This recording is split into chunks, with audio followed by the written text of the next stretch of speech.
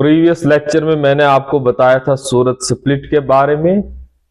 After Surat split the British India government followed policy of repression against the extremists and in relation to the moderates the British India government followed the policy of reconciliations, यानी कि उनको कुछ concessions दी गई British India government के द्वारा।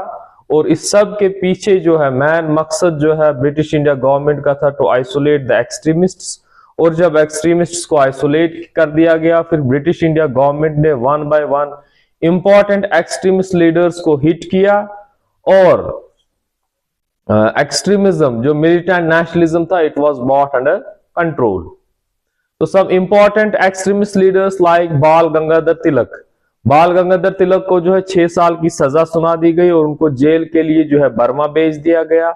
अरबिंदो घोष जो है he left the active politics और वो पुडुचेरी चले गए। Bipin Chandra Pal also left the active politics and Lala Lajpat Rai जो है वो मुल्क छोड़कर जो है यूएसए चले गए। तो अब जो है जब तमाम के तमाम एक्सट्रीमिस्ट लीडर्स जो है एक्टिव पॉलिटिक्स से दूर भाग गए, तो बाइकॉट जो स्वदेशी एंड बाइकॉट मूवमेंट थी वो कहीं ना कहीं जो है वो बैकग्राउंड में चले गई। It receded into the background, it become quite weak. और जो यंगर नेशनलिस्ट्स थे who had played very important role in Swadesh and boycott movement, और वो चाहते थे कि स्वदेश और बाइकॉट मूवमेंट जो है एक मास मूवमेंट बने, तो वो जो है डिससेटिस्फाई होते हुए नजर आ रहे थे। और government repression has left no peaceful avenues for them to protest, to present their demands, to give vent to their dissatisfaction. तो कोई भी पीसफुल एवेन्यू जो है गवर्नमेंट ने जो है लीव नहीं किया था, इतनी ज्यादा गवर्नमेंट रिप्रेशन थी। तो इससे क्या हुआ कि जो यंगर नेशनलिस्ट थे they started diverting towards the revolutionary terrorism. अब ये रेवोल्यूशनरी टेररिज्म क्या था? Revolutionary terrorism was not a mass based movement, it included some individual heroic actions, जिसमें क्या होता था कि एक इंडिविजुअल या 2-3 बंदे जो है ग्रुप में जो है they use to carry out attacks on viceroy and important British officials. जैसे बहुत सारे केसेस में जो है बम वगैरह की जो है conspiracy, bomb throwing of bombs वगैरह वगैरह। तो रेवोल्यूशनरी टेररिज्म के बारे में हम एक सेपरेट चैप्टर में पढ़ेंगे, एक सेपरेट लेक्चर जो है इसके लिए हम लेकर आएंगे। तो अब what was the reaction of Indian nationalists, what was the response of Indian nationalists towards the First World War? तो British was a party to the First World War, तो डिफरेंट नेशनलिस्ट्स का क्या रिएक्शन रहा? Moderates as usual they supported the empire in the war as a matter of duty.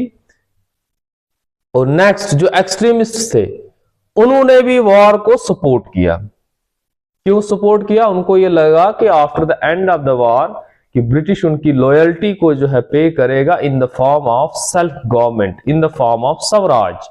अब जो है तीसरा group यहां पर जो है वजूद में आया है, the revolutionaries who used violent means. जो आफ्टर स्वदेशी एंड बाइकॉट मूवमेंट जब खत्म हो गई तो एक नया ग्रुप वजूद में आया, the revolutionaries. They decided to utilise the opportunity to wage a war against the British rule and to free their country. उनको ये लगा कि ये सबसे बेस्ट अपॉर्चुनिटी है ब्रिटिश के खिलाफ लड़ने के लिए और अपनी कंट्री को आजादी दिलाने के लिए। फिर नेक्स्ट हमें सीक्वेंस में आता है होम रूल लीग मूवमेंट। तो होम रूल लीग मूवमेंट के 2 इंपॉर्टेंट लीडर्स थे, एनी बेसेंट एंड बाल गंगाधर तिलक। इन दोनों का यही मानना था कि Congress should approve their programme of Home Rule Movement. लेकिन जब 1915 में annual session of Indian National Congress होता है, वहां पर यह डिसाइड किया जाता है कि extremists will be allowed in Congress, लेकिन जो होम रूल लीग मूवमेंट है इस रेजोल्यूशन को जो है इंडियन नेशनल कांग्रेस के एनुअल सेशन ऑफ 1915 में अप्रूव नहीं किया गया। तो फिर जो है जो एनी बेसेंट थी, इन्होंने अनाउंस किया कि if Congress didn't approve my programme I will be free. तो उन्होंने कहा कि मैं फ्री हूं कि I will start this movement on my own. तो इसके बाद क्या हुआ, तिलक और एनी बेसेंट ने जो है 1916 में Home Rule League movement start किया। तो what was this movement? It was India's response to the First World War. इसके कुछ प्रोमिनेंट लीडर्स थे, Bal Gangadhar Tilak, Annie Besant, GS Khaparde, Subramania Iyer and Mohammed Ali. तो इनका प्राइमरी ऑब्जेक्टिव, जैसे as the name suggests, Home Rule League, इसका primary objective था सेल्फ गवर्नमेंट और Home Rule for India within the framework of British Commonwealth. तो ये इंस्पायर कहां से हुए थे? From Irish home Rule League movement. Tilak and Besant recognized that support of Congress dominated by moderates and cooperation of extremists was crucial for the success of home rule movement। लेकिन कांग्रेस ने जो है इस resolution को ही drop किया 1915 के session में, और Congress which was dominated by moderates, उन्होंने इस चीज को जो है अप्रूव नहीं किया। तो फिर क्या हुआ? फिर बाद में यही होता है कि Tilak established Indian Home Rule League in 1916 में जो है तिलक जो है अपना होम रूल लीग जो है वो एस्टेब्लिश करते हैं। तो इस लीग के जो तिलक ने लीग एस्टेब्लिश की थी होम रूल लीग, इसमें कितने थे? 6 ब्रांचेस थे, और जिनके हेडक्वार्टर्स कहां पर थे? पूना में। और his league was restricted in Maharashtra excluding Bombay, Karnataka and central province and बिरार। तो ये जो है स्फीयर ऑफ इन्फ्लुएंस इनका अपना अपना था, जहां इनका अपना स्फीयर ऑफ इन्फ्लुएंस था वहीं पर जो है इनकी होम रूल लीग जो है, जो होम रूल लीग मूवमेंट है, वहीं पर जो है इन्होंने वो चलाई। इनका डिमांड क्या था? होम रूल लीग मूवमेंट का demand of the league included swaraj means self government, the creation of linguistic states and education in vernaculars. 3 demands थी, एक था स्वराज, दूसरा था education in vernaculars and creation of linguistic provinces. तो Annie Besant की Home Rule League जो है September established Home Rule League in September 1916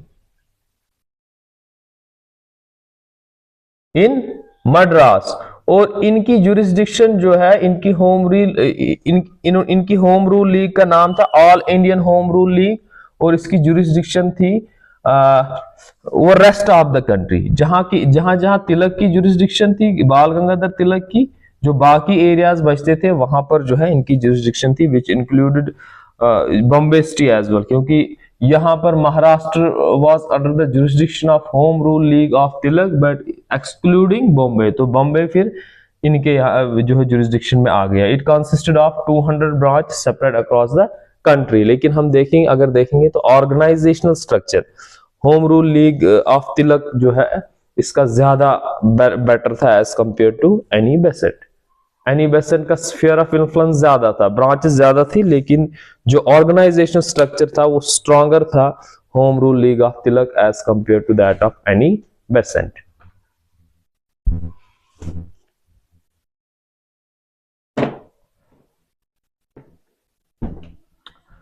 अब हमारा नेक्स्ट रहेगा लखनऊ सेशन ऑफ इंडियन नेशनल कांग्रेस 1916। तो 1916 का सेशन ऑफ इंडियन नेशनल कांग्रेस जो था, it was presided over by Ambika Charan Majumdar.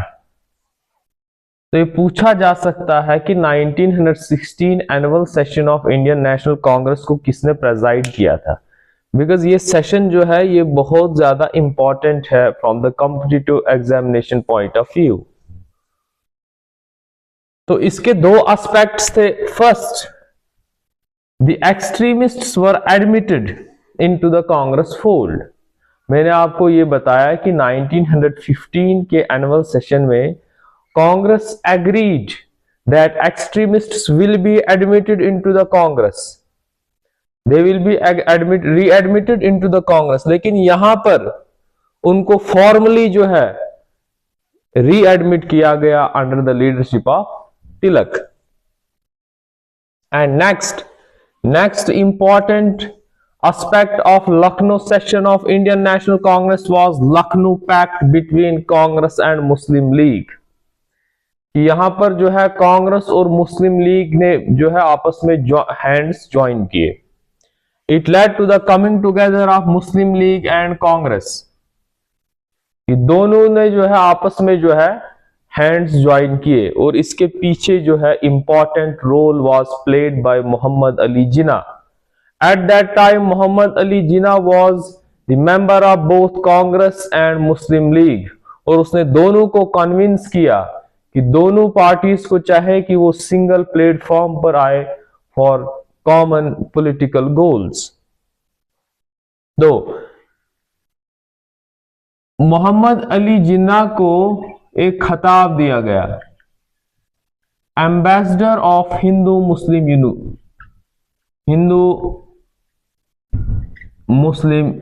Unity. इनको कहा गया ambassador of Hindu Muslim unity Sarojini Naidu ने, because Mohammed Ali Jinnah played very crucial role in joining Muslim League and Congress on a single platform. कि इन दोनों के बीच में जो है ये कॉपरेशन, ये यूनिटी जो है, इसमें इंपॉर्टेंट रोल प्ले किया मोहम्मद अली जिन्ना ने, and that's why he was given the title of Ambassador of Hindu Muslim Unity by Sarojini Naidu. तो लखनऊ पैक्ट में क्या हुआ? Muslim League agreed to present joint constitutional demands with the Congress, कि कांग्रेस के साथ मिलकर जो है दोनों पार्टीज जो है ज्वाइंट कॉन्स्टिट्यूशनल डिमांड्स प्रेजेंट करेंगी बिफोर ब्रिटिश इंडियन गवर्नमेंट. और कांग्रेस ने क्या एक्सेप्ट किया? Congress accepted the leagues position on separate electorate which was granted to them by Morley Minto reforms of 1909. और इनको Muslims were also given proportional representation, that is they were granted fixed proportion of seats in legislatures at imperial legislature यानी कि central level as well as provincial level.